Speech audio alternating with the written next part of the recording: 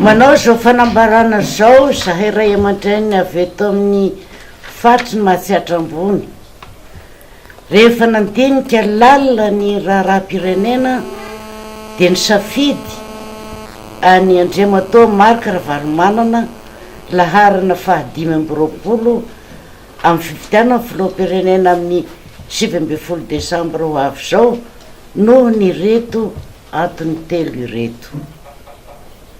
Voalohany, ny fandaharana asany voasoratra ao amin'ny manifesto dia mahakasika ny fiainan'ny vahoaka iray manontolo toy ny famerenana ny fandriam-pahalemana, ny fampianarana, ny fahasalamana, fotodrafitrasa, fanokafana banky malagasy sy ny fanomezana asa ny tanora.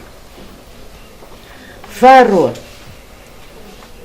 ny fanariam-panatanteraka, zany hoe décentralisation effective, ka ahafahana mampandroso haingana ny vondrom-bahoaka isinjaram-pahefana, fokotany, commune ary ny faritra.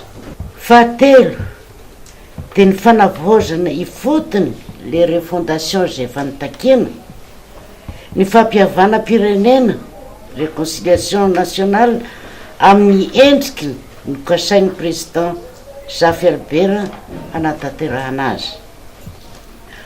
Koa entanina ary tsika rehetra isafidy ny laharana 5 amin'ny 7 Desambra ho avy zao.